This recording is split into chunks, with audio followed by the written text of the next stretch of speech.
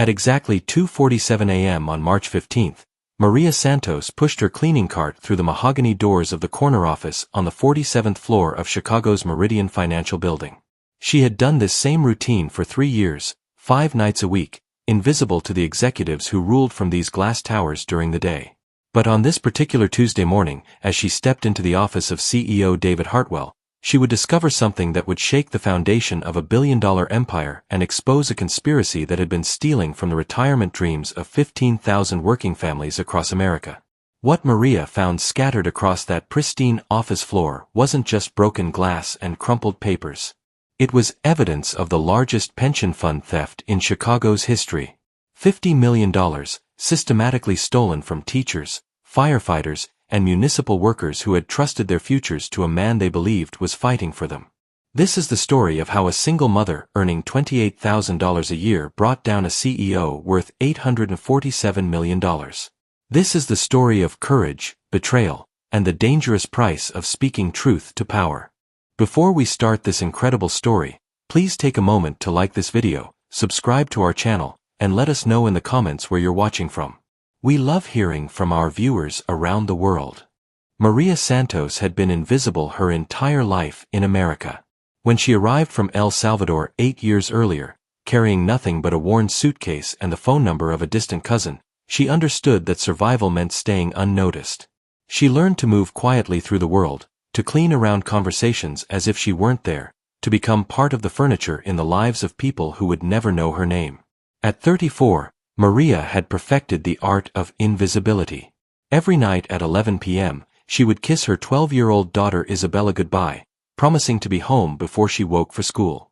Then she would take 2 buses and a train to reach the gleaming towers of downtown Chicago, where she would spend the next 8 hours cleaning the offices of people who made more money in a day than she did in a year. The Meridian Financial Group occupied floors 45 through 50 of the Hartwell Tower, named after the family that had built their fortune in Chicago real estate before transitioning into financial services. Maria's domain was the executive floor, the 47th, where the real power resided. She knew every inch of those offices, every coffee stain on every desk, every family photo that gathered dust while executives worked late into the night. But Maria wasn't just another cleaner. She possessed something that made her uniquely dangerous to those who underestimated her. She was observant, she was intelligent, and she remembered everything. Her brother Miguel back in El Salvador had been an accountant before the civil unrest destroyed his practice. During their weekly phone calls, he had taught her to recognize financial documents, to understand the difference between legitimate business papers and something more questionable. For Maria Santos, the weeks following the FBI raid brought a different kind of transformation. The quiet invisibility that had defined her life in America was replaced by an uncomfortable spotlight that followed her everywhere she went. Reporters camped outside her apartment building, seeking interviews about her role in exposing the fraud. Legal experts praised her courage on television talk shows. Politicians called her an American hero who had risked everything to protect the retirement security of working families. But heroism, Maria discovered, came with a price that extended far beyond the loss of her cleaning job at Meridian Financial. The private investigators working for Hartwell's defense team began digging into every aspect of her life, looking for anything that could be used to discredit her testimony. They questioned her neighbors about her habits, contacted Isabella's teachers about her mother's behavior, and even traveled to El Salvador to investigate her family background and the circumstances of her immigration to America. The stress of constant scrutiny began to take its toll on both Maria and Isabella. 12-year-old Isabella, who had once been proud of her mother's work ethic and determination, now found herself the subject of whispered conversations at school. Some of her classmates' parents viewed Maria as a hero who had exposed corporate corruption, but others saw her as a troublemaker who had destroyed a successful company and cost hundreds of people their jobs. The financial pressure was equally intense. Without her cleaning job, Maria had no income, and the legal proceedings could drag on for months or even years before any whistleblower rewards were paid. The small savings she had accumulated over 8 years in America were quickly depleted by the cost of living without a steady paycheck. She was forced to apply for public assistance, a humiliating experience for someone who had always prided herself on her self-sufficiency and independence. But the most difficult aspect of her new reality was the knowledge that her life would never return to the quiet normalcy she had once cherished. Even after the legal proceedings concluded, even after justice was served and the stolen money was returned to the pension funds, she would always be known as the cleaning lady who brought down a billionaire CEO. That identity would follow her and Isabella for the rest of their lives, shaping how others saw them and how they saw themselves. David Hartwell's corner office was a monument to American success. Floor-to-ceiling windows offered a commanding view of Lake Michigan, while the walls displayed photographs of Hartwell shaking hands with governors, senators, and captains of industry. His desk, carved from a single piece of Brazilian rosewood, had cost more than most people earned in a year. Behind it sat a man who had built an empire on the trust of working families. At 52, Hartwell was everything America celebrated in its business leaders. Born in a middle-class family in suburban Detroit, he had worked his way through Northwestern University, earned his MBA from Wharton, and built Meridian Financial from a small family firm into a powerhouse managing $12 billion in assets. His success story was featured in magazines, his philanthropic work was celebrated at charity galas, and his advocacy for immigrant rights had earned him praise from politicians across the political spectrum. But success, Hartwell had learned, was a prison of its own design. The higher he climbed, the farther he had to fall. The more people trusted him with their money, their futures, their dreams, the more pressure he felt to deliver returns that seemed impossible in an increasingly volatile market. The 2008 financial crisis had nearly destroyed him once. He had sworn he would never again allow himself to be that vulnerable, that dependent on forces beyond his control. The irony wasn't lost on him that the man who publicly championed the rights of working families was now stealing from them. But Hartwell had rationalized his actions with the same brilliance that had built his empire. This wasn't theft, he told himself. This was temporary borrowing. The money would be returned once his private investments paid off. The pension funds would never know the difference, and everyone would benefit in the end. What had started as a temporary measure to cover losses during a particularly bad quarter had evolved into something far more complex and dangerous. 18 months of moving money, creating false reports, and covering tracks had created a web of deception that now threatened to consume everything he had built. The $50 million he had diverted from pension funds into his private offshore accounts was supposed to be his insurance policy, his way of ensuring that his family would never face the financial ruin that had haunted his nightmares since childhood. But insurance policies, Hartwell was learning, could become time bombs. Every month that passed made the scheme more complex, more difficult to unwind, more likely to explode in ways that would destroy not just him, but everyone around him. The auditors were asking harder questions. The pension fund trustees were demanding more detailed reports. And somewhere in the back of his mind, a voice was whispering that he was running out of time. Tuesday, March 15th, began like any other night for Maria Santos. She arrived at the Meridian building at 10:45 p.m., checked in with a security guard who barely looked up from his newspaper, and took the elevator to the 47th floor. The executive suite was dark and quiet, exactly as she expected. The daytime energy of ringing phones and urgent meetings had given way to the peaceful silence that made her night shift bearable. Maria had developed a routine over her 3 years of cleaning these offices. She started with the common areas, worked her way through the junior executive offices, and saved David Hartwell's corner office for last. It was the largest space, required the most attention, and often contained the most interesting glimpses into the lives of people who wielded enormous power over others. But as she approached Hartwell's office that night, something felt different. The door, which was always closed and locked, stood slightly ajar. Light spilled from the crack into the darkened hallway, casting long shadows that seemed to reach toward her like warning fingers. Maria paused, her hand on the handle of her cleaning cart, and listened. The office was silent, but silence in a space that should be empty felt heavier than noise. She pushed the door open slowly, expecting to find Hartwell working late as he sometimes did. Instead, she found chaos. Papers were scattered across the Persian rug that covered the office floor. The leather chair behind his desk was overturned. A crystal paperweight lay shattered near the window, its pieces catching the city lights like fallen stars. And there, on the floor near his desk, she found David Hartwell's reading glasses, the expensive titanium frames twisted and broken. Maria's first instinct was to call security, to report what appeared to be a break-in or some kind of struggle. But something stopped her. In her 8 years in America, she had learned to be cautious about involving authorities. Her immigration status was legal, but in a world where ICE raids could happen without warning, where deportation could separate families without appeal, Maria had learned to handle problems quietly and independently whenever possible. She began to clean up the mess, carefully gathering the scattered papers and broken glass. It was then that she noticed something that made her blood run cold. Among the documents scattered on the floor were financial statements, account summaries, and transaction records that didn't match the neat, organized files she was accustomed to seeing in Hartwell's office. These papers seemed different, urgent, hidden, and the numbers on them were enormous. Maria had learned enough from her brother Miguel to recognize what she was looking at. These weren't the standard corporate documents that typically crossed Hartwell's desk. These were personal financial records, offshore account statements, and transaction logs that showed millions of dollars moving in patterns that seemed designed to hide their true destination. As she gathered the papers, trying to restore order to the office, she began to understand that she had stumbled upon something far more dangerous than a simple break-in. Over the next 3 nights, Maria found herself paying closer attention to details she had previously overlooked. The broken glasses had been replaced, the office had been restored to its usual pristine condition, but the atmosphere had changed. There was a tension in the air, a sense of urgency that hadn't existed before. And David Hartwell, when she occasionally glimpsed him during his late-night visits, looked like a man carrying the weight of the world on his shoulders. Maria began to notice patterns that had previously escaped her attention.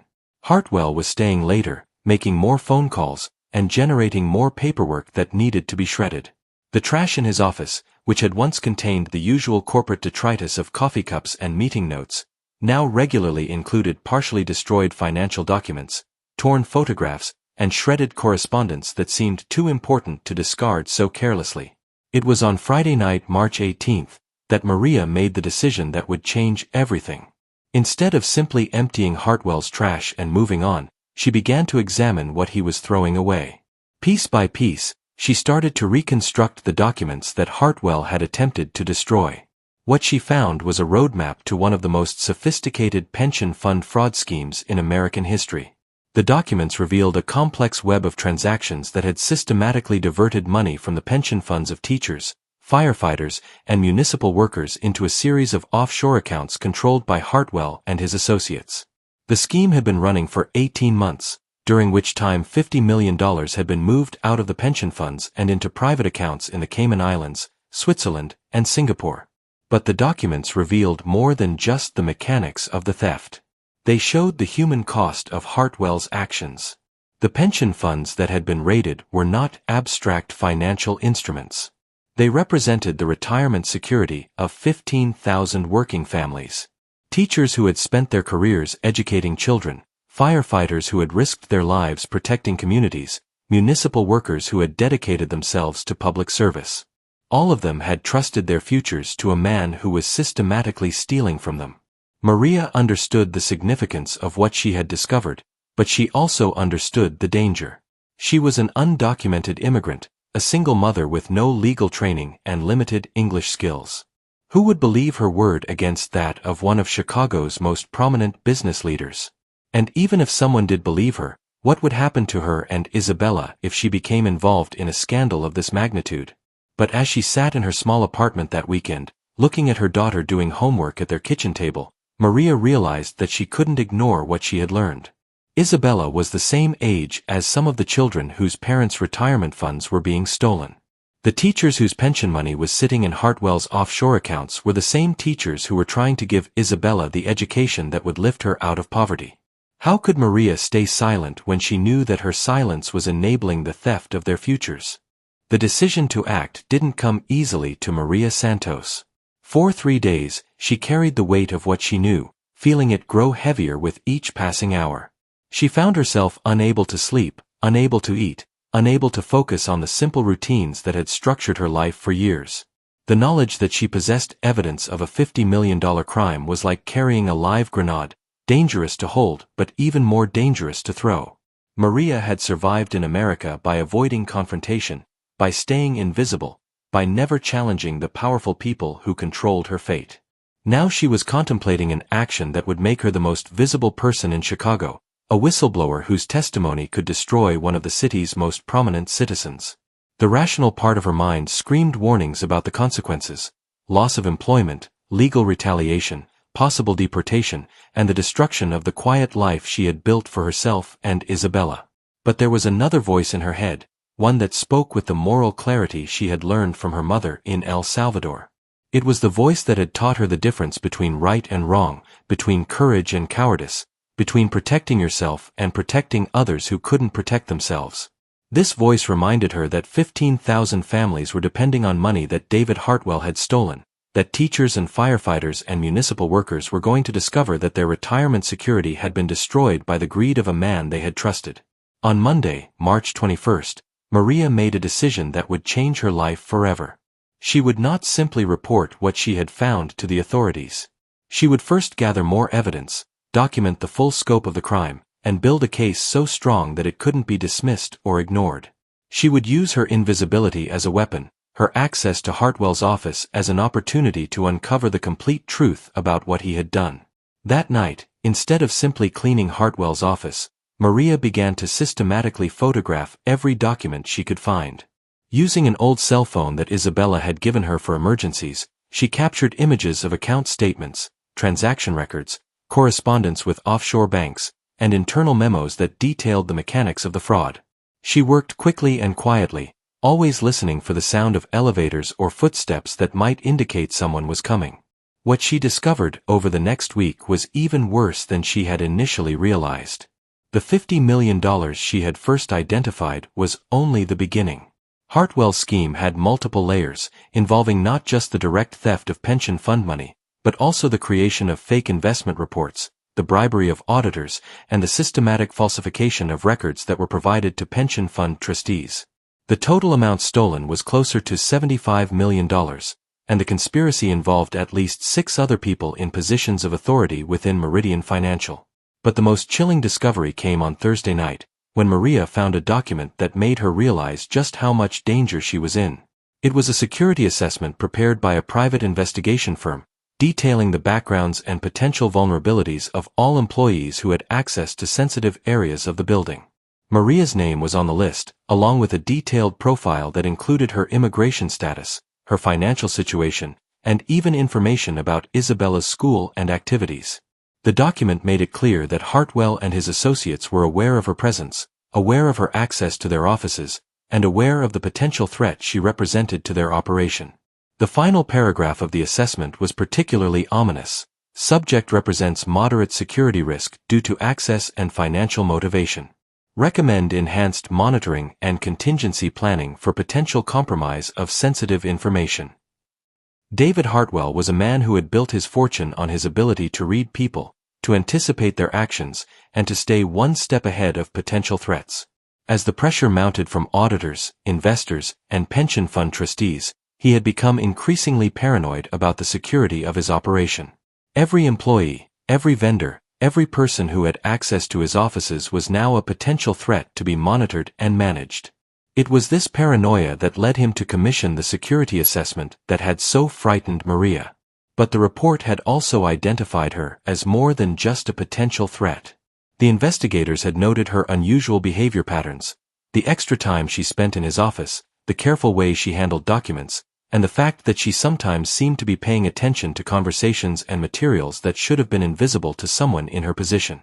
On Friday, March 25th, Hartwell made the decision to test his suspicions. He deliberately left a folder of sensitive documents on his desk, marked them in a way that would reveal if they had been moved or photographed, and then waited to see what would happen. When he returned to his office the following Monday, the markers confirmed what he had suspected. Someone had been examining his private papers.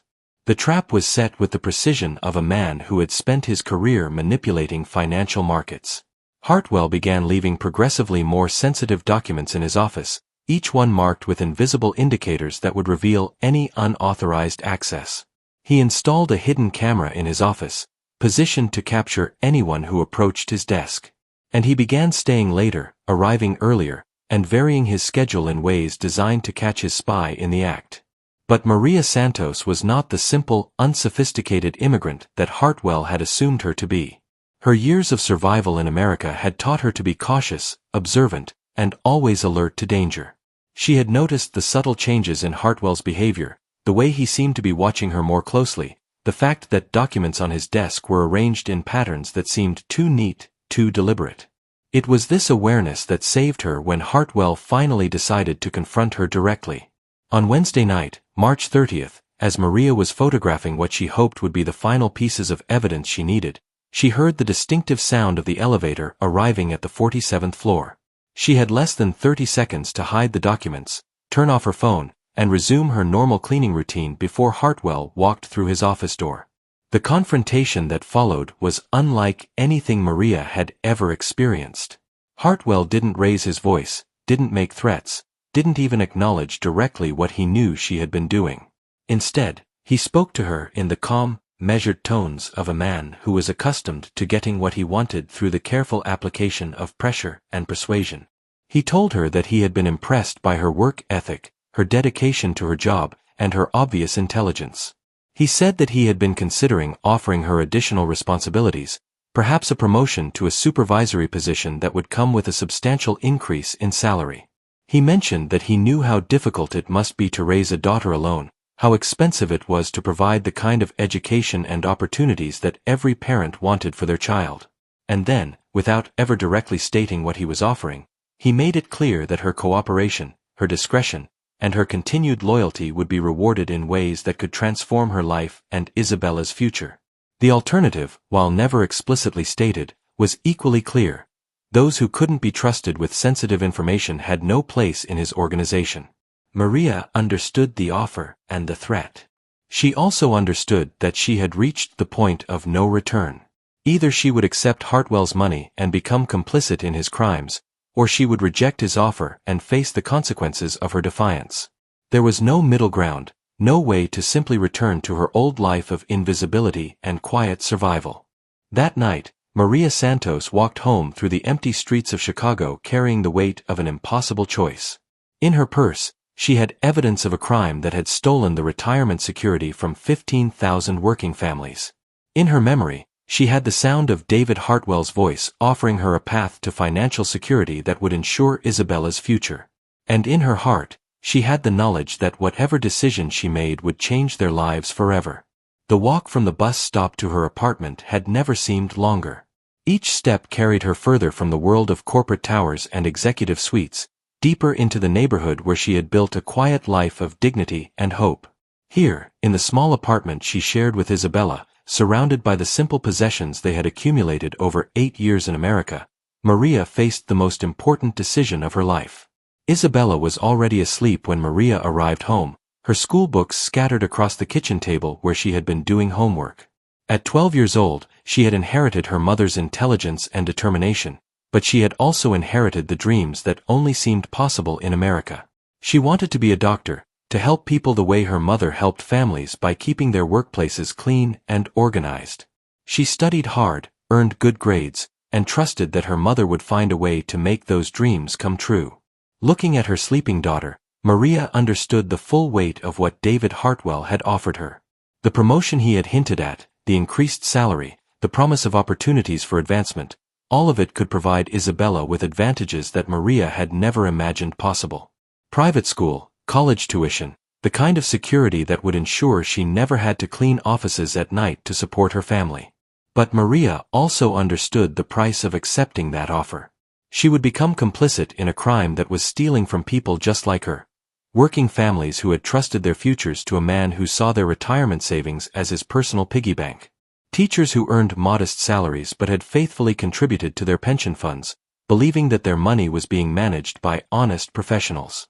Firefighters who risked their lives every day, trusting that their sacrifice would be rewarded with security in their old age. The moral calculation was simple, but the practical consequences were terrifying.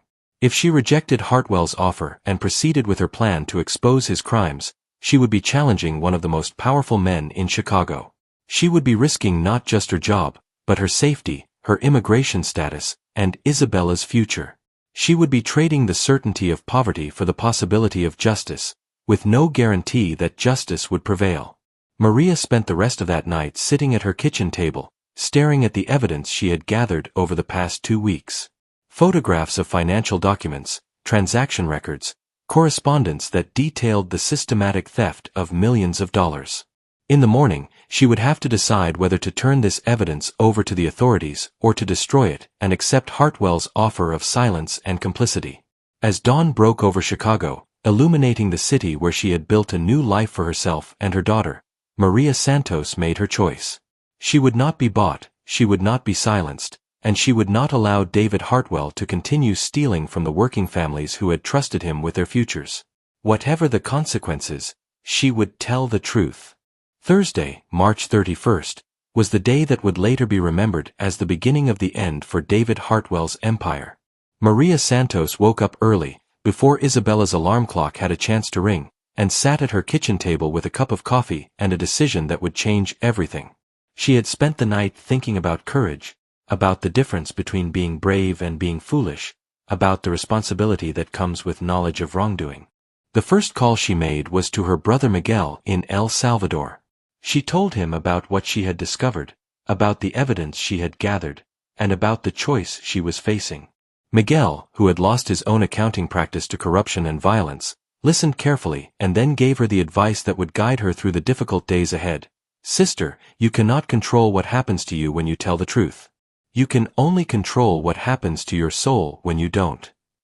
Armed with her brother's wisdom and her own moral certainty, Maria began to make the calls that would expose David Hartwell's crimes.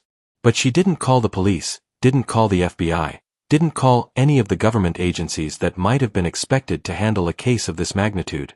Instead, she called the Chicago Tribune and asked to speak with someone who could help her tell a story about corruption, theft, and the courage required to speak truth to power. The reporter who took her call was Sarah Chen, an investigative journalist who specialized in financial crimes and corporate corruption. Sarah had been following rumors about irregularities in Chicago's pension fund management for months, but had been unable to find sources willing to go on the record with specific allegations. When Maria called, speaking in heavily accented English about documents that proved systematic theft from pension funds, Sarah immediately understood that she was talking to someone who could break the biggest story of her career. The meeting between Maria and Sarah took place that afternoon in a small diner on Chicago's South Side, far from the corporate towers where David Hartwell wielded his power. Maria had brought copies of every document she had photographed, every piece of evidence she had gathered during her weeks of investigation. Sarah examined the materials with the trained eye of someone who had spent years deciphering corporate malfeasance, and she immediately recognized that Maria had uncovered something extraordinary. The documents told a story of systematic fraud that was breathtaking in its scope and audacity. Over the course of 18 months, David Hartwell and his associates had diverted more than $75 million from pension funds into offshore accounts under their control. They had created false investment reports to hide the theft, bribed auditors to overlook discrepancies, and systematically deceived the trustees who were responsible for protecting the retirement security of thousands of working families. But Sarah also understood the dangers that Maria faced by coming forward with this information. Whistleblowers in cases of this magnitude often found themselves targeted for retaliation, legal harassment, and personal destruction. The powerful men who stood to lose everything if their crimes were exposed would not hesitate to destroy the life of a cleaning lady who threatened their freedom and fortune. Together, Maria and Sarah developed a plan to protect both the evidence and the whistleblower while ensuring that the story reached the public before Hartwell and his associates could destroy the remaining evidence or flee the country. Sarah would work with her editors to prepare a comprehensive exposé based on Maria's documents, while Maria would continue her normal routine to avoid arousing suspicion about her role in the investigation. While Maria Santos was meeting with Sarah Chen in a Southside diner, David Hartwell was sitting in his corner office, staring at surveillance footage that confirmed his worst fears. The hidden camera he had installed in his office had captured clear images of Maria photographing his documents, methodically documenting his crimes with the precision of a trained investigator. What he had initially dismissed as the suspicious behavior of an overly curious cleaning lady was revealed to be something far more dangerous, a systematic intelligence gathering operation that threatened to destroy everything he had built. Hartwell's first instinct was to call his security team, to have Maria arrested on charges of theft or espionage, to use the legal system to silence her before she could cause any damage. But his lawyers quickly explained the problems with that approach. Maria hadn't actually stolen anything, and any attempt to prosecute her would inevitably lead to questions about what she had been photographing and why it was so sensitive. A public trial would guarantee the very exposure that Hartwell was desperate to avoid. His second option was more direct and infinitely more dangerous.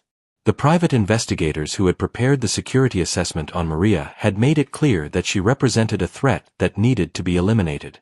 They had provided detailed information about her immigration status, her financial vulnerabilities, and her isolation from any network of support or protection. They had also made it clear that threats to her safety or her daughter's welfare would be highly effective in ensuring her silence. But Hartwell was not yet ready to cross that line. He was a financial criminal, not a violent one, and the idea of threatening a woman and her child troubled him even as he recognized its effectiveness. Instead, he decided to try one more time to buy Maria's silence, to offer her enough money to make the risk of speaking out seem foolish in comparison to the certainty of financial security. The offer came in the form of a phone call to Maria's apartment on Thursday evening, just hours after her meeting with Sarah Chen. Hartwell's voice was smooth, professional, and filled with the kind of warmth that had made him successful in winning the trust of investors and pension fund trustees. He told Maria that he had been thinking about their conversation the previous night, that he had been impressed by her discretion and her obvious intelligence. He offered her a position as a building supervisor, with a salary of $60,000 a year and full benefits including health insurance and a college fund for Isabella. The job would come with a signing bonus of $50,000, enough to move to a better neighborhood, to provide Isabella with private tutoring and enrichment activities, to begin building the kind of middle-class life that had seemed impossible just days earlier. All he asked in return was her continued discretion, her loyalty to the company that was prepared to invest so much in her future, and her understanding that corporate confidentiality was an essential part of her new responsibilities. He never directly mentioned the documents she had photographed, never explicitly acknowledged what they both knew she had discovered, but the message was clear: her silence was worth more than her honesty. Maria listened to the offer with a calmness that surprised her. A week earlier, the amount of money Hartwell was offering would have seemed like a fortune, enough to transform her life and Isabella's future in ways she had never dared to imagine. But now, after seeing the evidence of how he had stolen from 15,000 working families, after understanding the human cost of his greed, the money felt like blood payment for her complicity in his crimes. Her response was simple and direct: "Mr. Hartwell, I appreciate your offer, but I cannot accept it. What you are doing is wrong, and I cannot be part of it." She hung up the phone before he could respond, knowing that she had just declared war on one of the most powerful men in Chicago.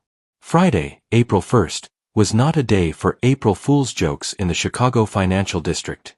It was the day that Sarah Chen's exposé appeared on the front page of the Chicago Tribune under the headline "Pension Fund Millions Diverted to CEO's Private Accounts." The story detailed the systematic theft of $75 million from the retirement funds of teachers, firefighters, and municipal workers, supported by documents that left no doubt about the scope and audacity of the crime. The article identified David Hartwell as the mastermind of the scheme, but it also named 6 other executives at Meridian Financial who had participated in the fraud. It detailed the mechanics of how the money had been moved to offshore accounts, how false reports had been created to hide the theft, and how auditors had been bribed to overlook discrepancies that should have triggered immediate investigation. But the most powerful part of the story was its focus on the human cost of the crime. Sarah Chen had interviewed dozens of teachers, firefighters, and municipal workers who had trusted their retirement security to Meridian Financial. She had calculated the impact of the theft on their expected retirement benefits, and she had painted a vivid picture of how Hartwell's greed had jeopardized the financial security of thousands of working families. The reaction was immediate and devastating. Within hours of the story's publication, the FBI had obtained warrants to search Meridian Financial's offices and freeze the company's assets. The Securities and Exchange Commission announced an investigation into possible violations of federal securities law. The Illinois Attorney General's office opened a criminal investigation into pension fund fraud. and the trustees of the affected pension funds filed emergency motions to recover their stolen money. For David Hartwell, the carefully constructed world of wealth, power, and respectability collapsed in the space of a single morning. The phone calls from panicked investors, angry trustees, and outraged regulators began before dawn and continued throughout the day. His lawyers advised him to say nothing, to make no public statements, and to prepare for the possibility of criminal charges that could result in decades in federal prison. But the most immediate threat to Hartwell's empire came from the financial markets themselves. As news of the fraud spread, investors began pulling their money out of Meridian Financial as quickly as possible. The company's stock price collapsed, losing more than 80% of its value in a single day of trading. Credit lines were frozen, business relationships were severed, and the billion-dollar financial empire that Hartwell had spent decades building began to crumble in real time. The personal cost was equally devastating. Catherine Hartwell, his wife of 23 years, issued a statement through her lawyer announcing that she was filing for divorce and seeking full custody of their 2 children. The exclusive country club where Hartwell had been a member for 15 years voted to revoke his membership. The charitable organizations that had celebrated his philanthropy began returning his donations and removing his name from buildings and programs he had funded. But for Maria Santos, the publication of the story brought a different kind of upheaval. Her role as the whistleblower who had exposed the fraud made her an instant celebrity, but it also made her a target for retaliation from those who had been implicated in the crime. Her phone began ringing with calls from reporters, lawyers, and investigators who wanted to interview her about what she had discovered and how she had gathered the evidence that brought down David Hartwell's empire. Chapter 11. The Reckoning. The FBI raid on Meridian Financial's offices began at 6 a.m. on Monday, April 4th, just 3 days after Sarah Chen's exposé had appeared in the Chicago Tribune. Federal agents armed with search warrants seized computers, financial records, and personal items belonging to David Hartwell and his co-conspirators. The images of FBI agents carrying boxes of evidence out of the gleaming corporate headquarters were broadcast on every news channel in Chicago and picked up by national media outlets hungry for a story about corporate corruption and white-collar crime. Hartwell himself was arrested at his Lake Forest mansion as he was preparing to board a private jet bound for Switzerland. The timing was not coincidental. Federal investigators had been monitoring his movements since the Tribune's story broke, and they had evidence that he was planning to flee the country with millions of dollars in stolen pension fund money. The arrest was captured by news cameras, and the image of the once powerful CEO being led away in handcuffs became the defining photograph of the scandal. The charges against Hartwell were comprehensive and devastating. The federal indictment accused him of mail fraud, wire fraud, money laundering, and conspiracy to defraud pension funds. If convicted on all counts, he faced more than 50 years in federal prison. The indictment also detailed the full scope of his crimes, revealing that the theft of pension fund money was even larger than originally reported, totaling more than $90 million over a period of 2 years. But the legal consequences were only part of the reckoning that Hartwell faced. The financial empire he had built was completely destroyed within weeks of his arrest. Meridian Financial filed for bankruptcy, its assets seized by federal regulators and distributed to creditors and victims of the fraud. The Hartwell Tower, once a symbol of his success and power, was sold to pay legal fees and restitution to the pension funds he had robbed. The personal cost was equally complete. His wife's divorce proceedings revealed that she had been completely unaware of his criminal activities, and the court awarded her custody of their children along with a substantial settlement from the assets that remained after restitution payments. His children, who had once been proud of their father's success and philanthropy, were forced to change their names and transfer to new schools to escape the shame and notoriety of their association with one of Chicago's most notorious white-collar criminals. The trial of David Hartwell began on a cold Monday morning in January, 9 months after Maria Santos had first discovered the evidence of his crimes. The federal courthouse in downtown Chicago was surrounded by protesters, reporters, and curious spectators who had come to witness the final act in the drama that had captivated the city for nearly a year. Hartwell arrived in a government car, no longer the confident CEO who had once commanded respect and deference, but a broken man facing the prospect of spending the rest of his life in federal prison. The prosecution's case was built around the mountain of evidence that Maria had gathered during her weeks of secret investigation. Document after document was presented to the jury, each one revealing another aspect of the systematic fraud that had stolen the retirement security of thousands of working families. Bank records showed the movement of millions of dollars from pension fund accounts to offshore havens. Email communications revealed the planning and coordination required to execute such a complex scheme. And recorded phone conversations captured Hartwell and his co-conspirators discussing how to hide their crimes from auditors and regulators. But the most powerful moment in the trial came when Maria herself took the witness stand. Speaking in carefully measured English, occasionally pausing to find the right words, she told the jury about her discovery of the evidence, her decision to investigate further despite the personal risks, and her ultimate choice to expose the fraud even though she knew it would destroy the quiet life she had built for herself and her daughter. The defense attorneys tried to portray Maria as a disgruntled employee who had misunderstood complex financial transactions, as an unreliable witness whose limited education and language skills made her incapable of accurately interpreting the documents she had photographed.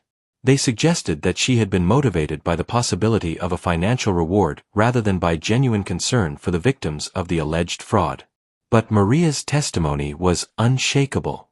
She had not only photographed the documents, she had studied them, understood them, and verified their significance with her brother Miguel, whose accounting background had helped her comprehend the full scope of what she had discovered. When the defense attorney asked her why she had risked everything to expose the fraud, her answer was simple and devastating: because it was wrong, and someone had to stop it.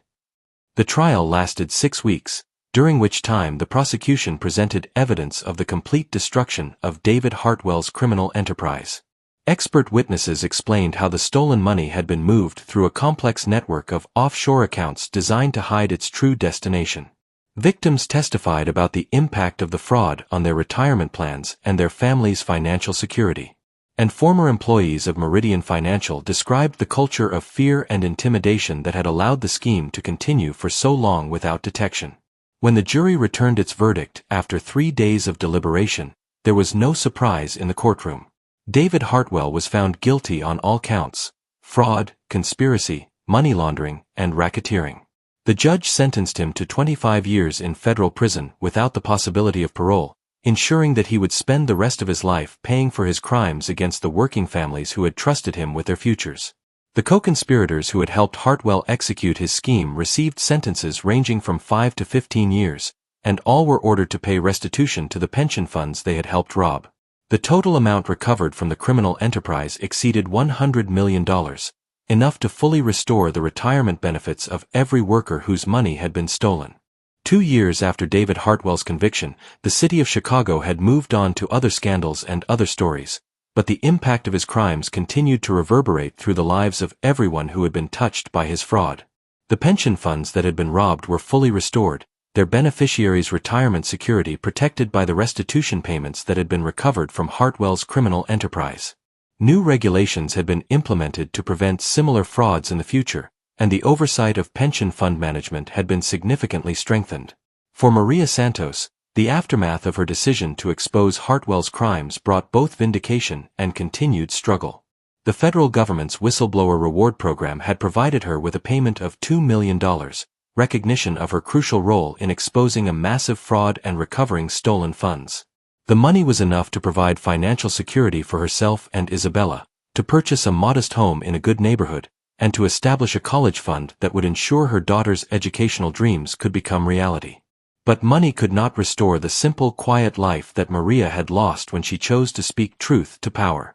She remained a public figure, regularly invited to speak at conferences about corporate fraud and whistleblower protection. Her story had been featured in documentaries, magazine articles, and academic studies about the role of ordinary citizens in exposing white-collar crime. She had become a symbol of courage and integrity, but she had also become someone who could never again disappear into the comfortable anonymity she had once treasured.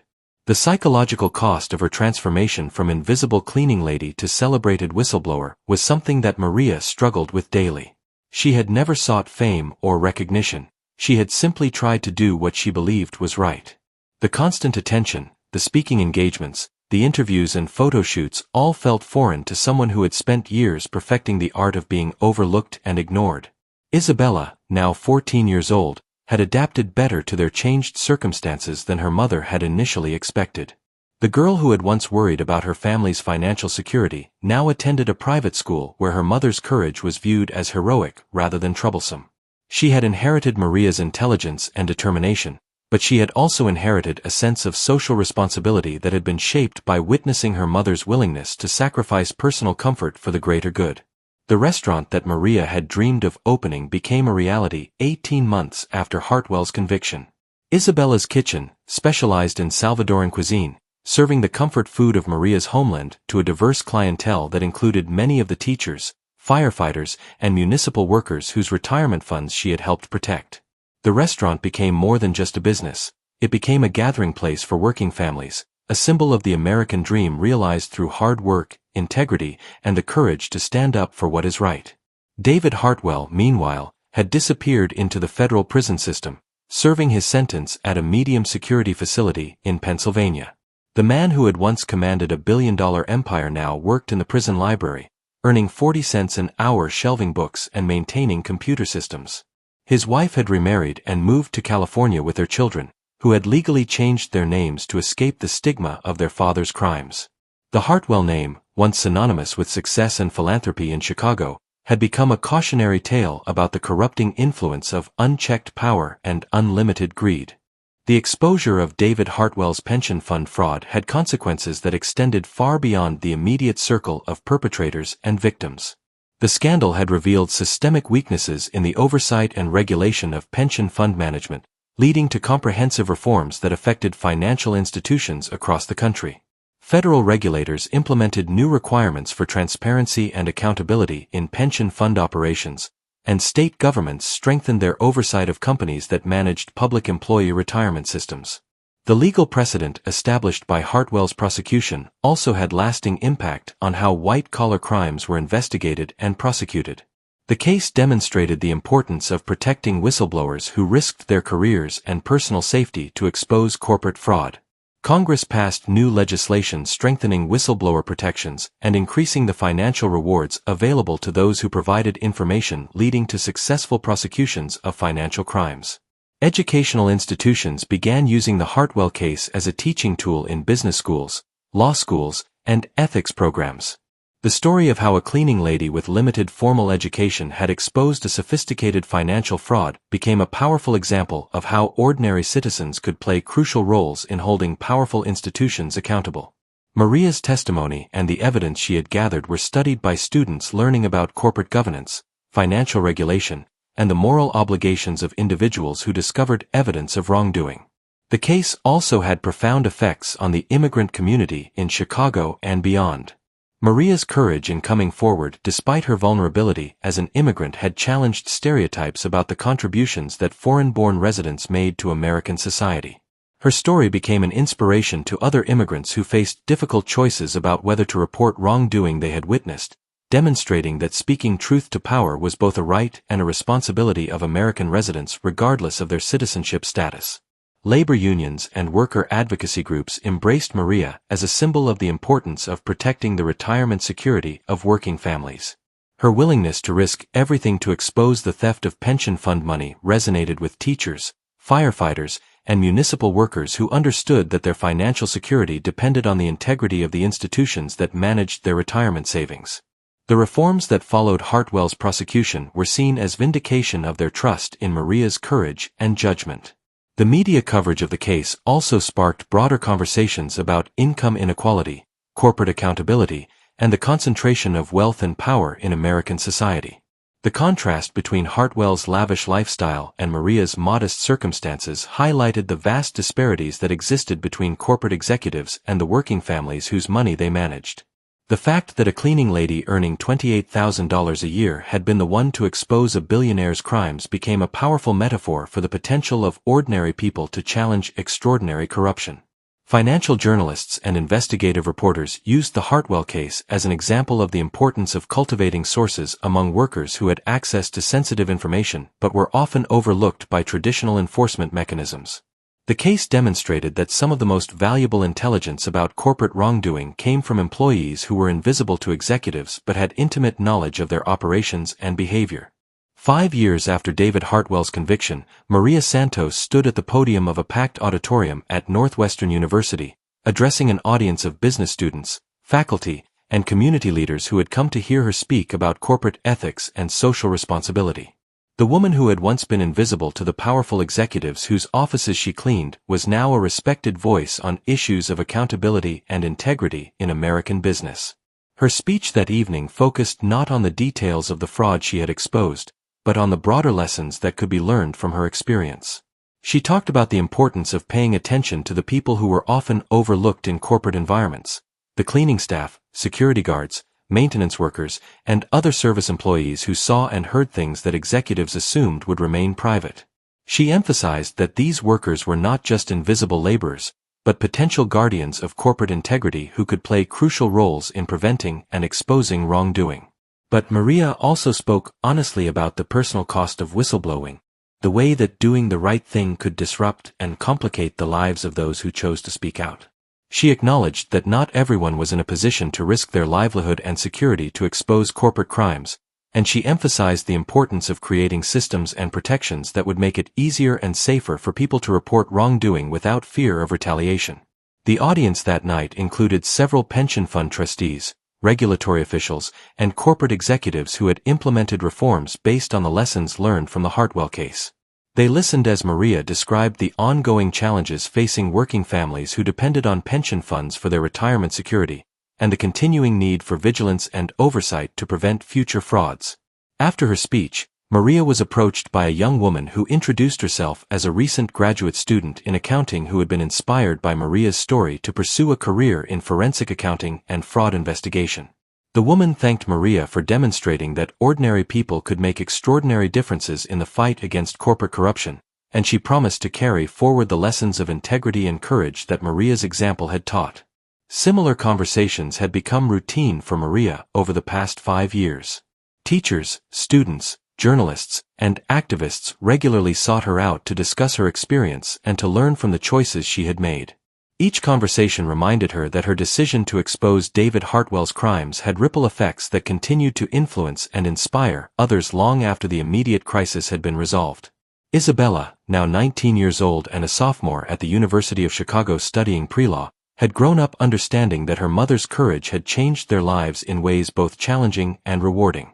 She had witnessed the personal cost of whistleblowing, but she had also seen the positive impact that one person's integrity could have on thousands of other families. The experience had shaped her own sense of social responsibility and her commitment to using her education to fight for justice and accountability. The restaurant that Maria had opened with her whistleblower reward money had become a successful small business that employed 12 people and served as a gathering place for the diverse community that surrounded it. The walls were decorated with letters from teachers, firefighters, and municipal workers whose retirement security had been protected by Maria's courage, and the restaurant had become an informal headquarters for discussions about worker rights, corporate responsibility, and community organizing. David Hartwell, meanwhile, had become a forgotten man serving out his sentence in federal prison. The financial empire he had built was a distant memory, his name mentioned only in academic discussions of white-collar crime and regulatory failure. The man who had once believed that his wealth and power made him untouchable had learned that justice, while sometimes slow, was ultimately inescapable for those who betrayed the trust of working families. Today, 10 years after Maria Santos first discovered evidence of David Hartwell's crimes, the lessons of that case continue to resonate through American corporate culture and regulatory policy. The reforms that followed Hartwell's prosecution have prevented similar frauds from occurring, protecting the retirement security of millions of working families across the country. The legal precedents established by the case have made it easier for whistleblowers to come forward with evidence of corporate wrongdoing, and the financial rewards available to those who expose fraud have created powerful incentives for employees to report crimes they witness in their workplaces. Maria Santos continues to live in Chicago, where she operates her restaurant and occasionally speaks at conferences and universities about corporate ethics and whistleblower protection. She has written a book about her experience, with proceeds donated to organizations that provide legal assistance to immigrant workers and support for families affected by corporate fraud. Her story has been adapted into a documentary film that has been shown in schools and corporate training programs as an example of moral courage and social responsibility. Isabella Santos graduated from law school and now works as a federal prosecutor specializing in white-collar crime, carrying forward her mother's commitment to holding powerful institutions accountable for their actions. She has successfully prosecuted several cases involving corporate fraud and pension fund theft, using the lessons she learned from her mother's experience to build strong cases against executives who believed their wealth and status made them immune from consequences. The pension funds that were robbed by David Hartwell have been fully restored and continue to provide retirement security for the teachers, firefighters, and municipal workers who depend on them. The reforms that followed the exposure of his crimes have created stronger oversight and transparency requirements that have prevented similar frauds from occurring. The working families who were victimized by his greed have seen their trust in the system restored by the knowledge that justice was ultimately served. David Hartwell remains in federal prison, where he is scheduled to serve until 2045. The man who once controlled a billion-dollar financial empire now works in the prison kitchen, earning 45 cents an hour preparing meals for fellow inmates. His former colleagues have moved on to other careers, his family has rebuilt their lives without him, and his name is remembered only as a cautionary tale about the consequences of betraying public trust. But the most enduring legacy of the case may be the example it provides of how ordinary people can play extraordinary roles in protecting the integrity of American institutions. Maria Santos was not a trained investigator, a financial expert, or a professional whistleblower. She was a single mother working a night shift cleaning job, trying to build a better life for her daughter in a country that had given her opportunities she never could have imagined in El Salvador. What made her dangerous to David Hartwell was not her expertise or her connections or her resources. It was her integrity, her willingness to pay attention to details that others overlooked, and her courage to act on what she knew was right despite the personal risks involved. These qualities are not rare or exceptional. They exist in ordinary people throughout American society, waiting to be activated by circumstances that demand moral courage and social responsibility. The story of Maria Santos and David Hartwell reminds us that the health and integrity of American institutions depend not just on laws and regulations, but on the willingness of individual citizens to hold those institutions accountable. It demonstrates that democracy works best when ordinary people have the courage to speak truth to power, even when that truth is inconvenient, dangerous, or costly to those who possess wealth and influence. And it proves that, in America, the most powerful person in any room might just be the one that everyone else assumes is invisible. Sometimes justice comes not from the top down, but from the bottom up, carried forward by people who understand that doing the right thing is more important than staying safe, more valuable than staying silent, and more powerful than any amount of money or influence that can be assembled to oppose it. In the end, that may be the most important lesson of all. That truth, like sunlight, has a way of finding its way through even the darkest corners of corporate boardrooms and executive suites. And sometimes, it arrives in the hands of someone that no one saw coming, someone whose only qualification for changing the world was the simple recognition that some things are too important to ignore, too wrong to tolerate, and too significant to leave for someone else to handle. Maria Santos understood that responsibility, accepted that burden, and changed the lives of thousands of families she would never meet. Her courage reminds us that each of us has the power to make a difference, if we simply have the wisdom to recognize wrongdoing when we see it and the strength to act on that recognition regardless of the personal cost. That is the true legacy of the cleaning lady who brought down a billionaire. The knowledge that justice is not the exclusive province of the powerful, but the responsibility of every person who encounters injustice and chooses to do something about it. In America, that responsibility belongs to all of us, and the story of Maria Santos proves that any one of us can make the difference between a crime that continues and a wrong that is finally made right. 3 years, Maria had cleaned David Hartwell's corner office without incident. She knew his habits, his schedule, his preferences. She knew he drank his coffee black, that he kept family photos facing away from his desk, and that he often worked late into the night making phone calls in a language she couldn't understand but recognized as stressed, urgent, desperate. What Maria didn't know was that David Hartwell had noticed her too. In a world where executives barely acknowledged the existence of their cleaning staff, Hartwell had begun to pay attention to the quiet woman who moved through his office with such methodical precision. He had noticed that she sometimes paused at his desk, that her eyes would linger on documents left scattered across his workspace. He had noticed, and he had begun to worry.